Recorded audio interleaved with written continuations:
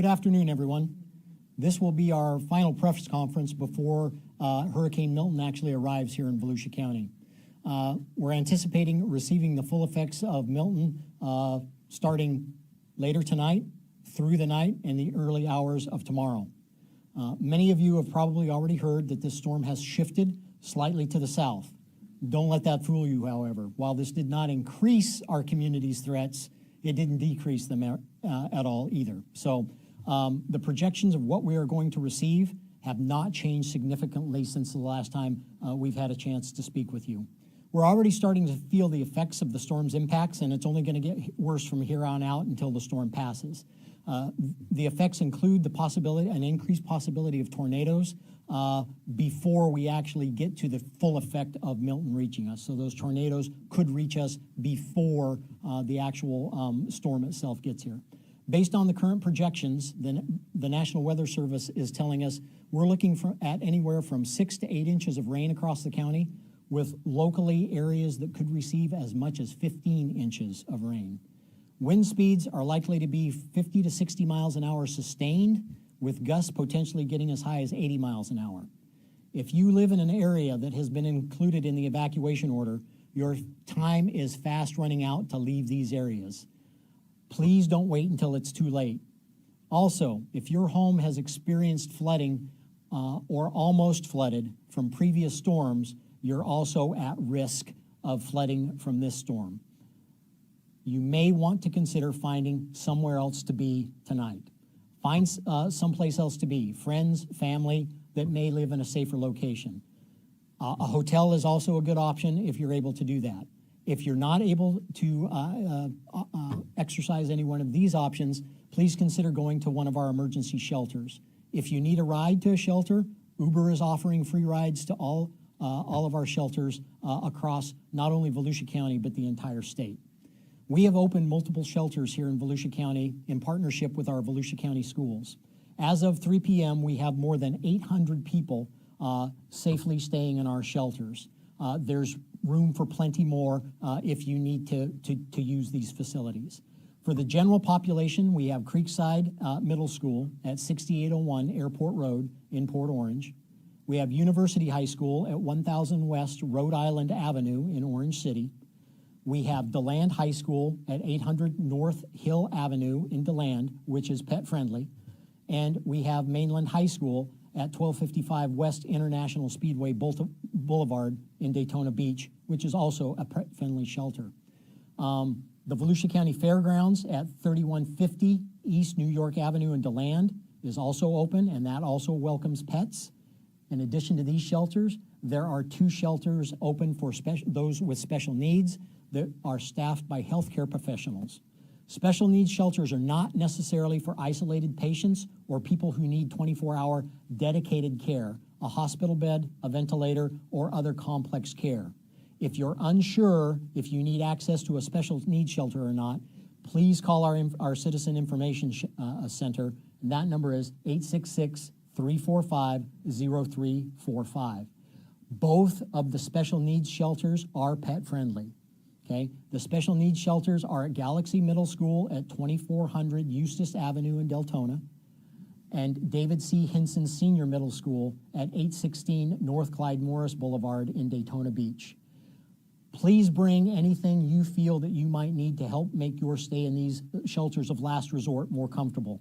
Pillows, blankets, foods, snacks, medications, a book to read, headphones, or other items that will just increase your comfort level. Emergency shelters provide the basic necessities for your safety, but we want you to bring those items that you feel will help make your stay more comfortable.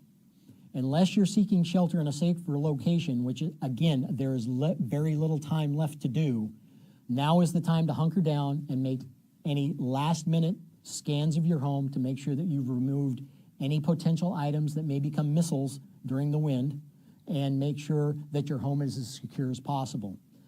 Unless travel is absolutely necessary for safety or medical reasons, please stay off the roads. Now is not the time to be on the roads. If you must travel, use extreme caution. There will be standing water on the road.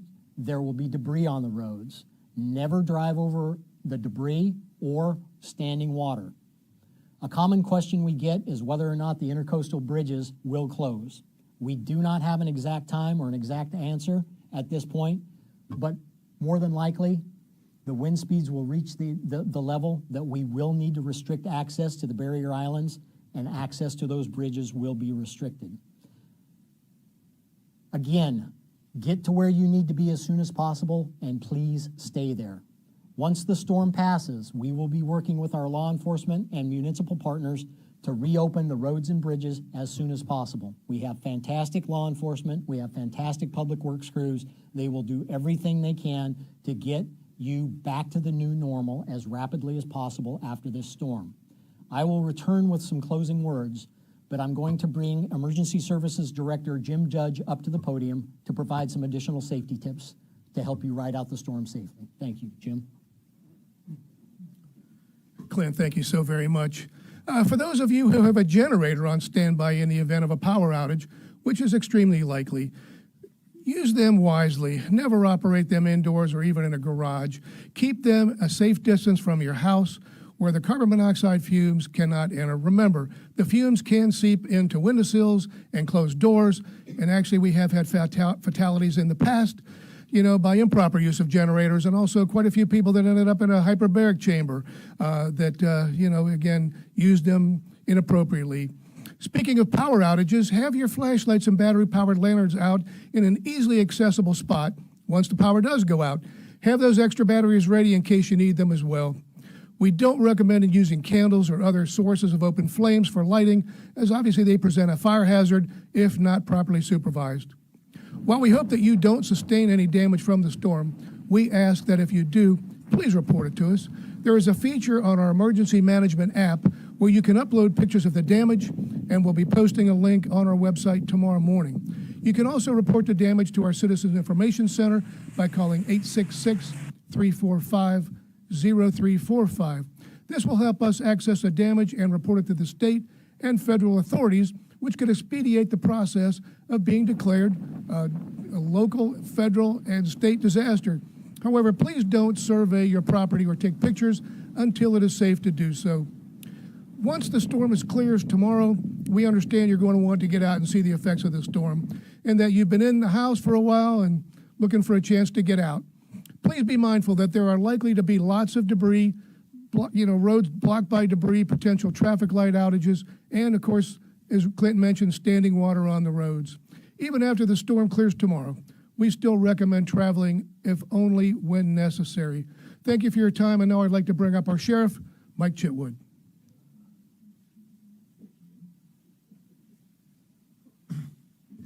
Good afternoon. Just a reminder for everyone that the curfew will be going into effect tonight at 8 p.m. and we'll reevaluate tomorrow morning at 8 a.m. when the daylight comes up and we see what kind of damage we have and we see how much more time we have to go through the storm and what damaging effects will occur after 8 a.m.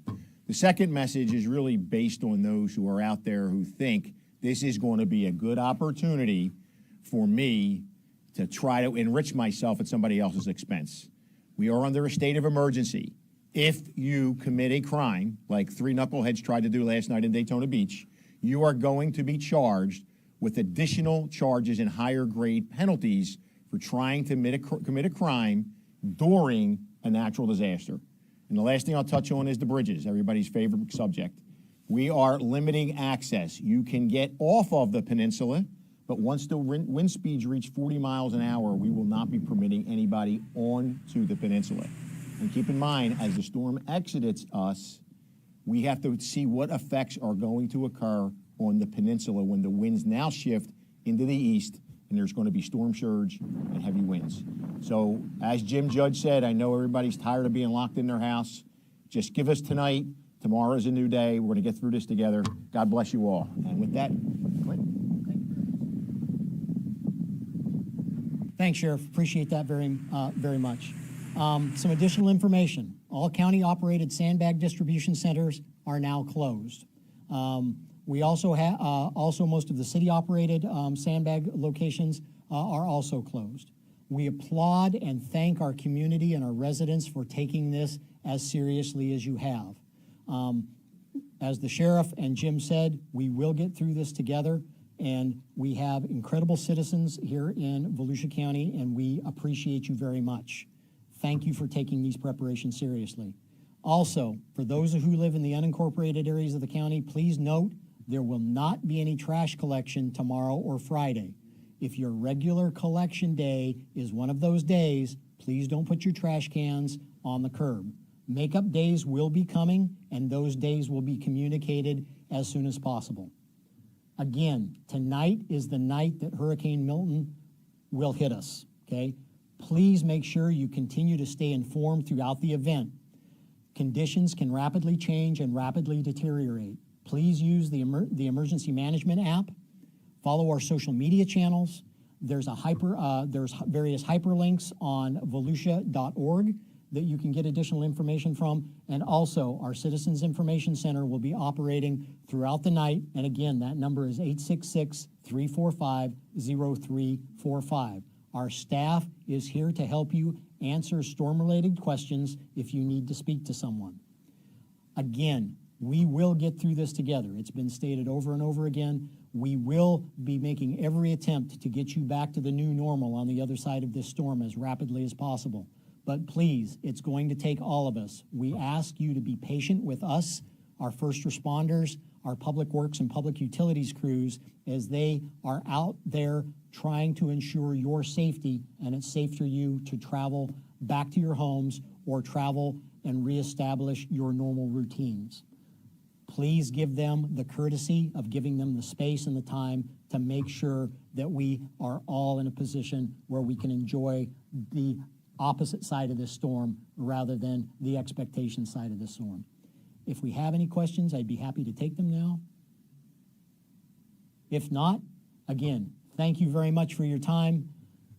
Thank you for taking this situation seriously. I look forward to seeing all of our citizens and all of our visitors on the backside of this storm when the sun's back out again. Thank you very much.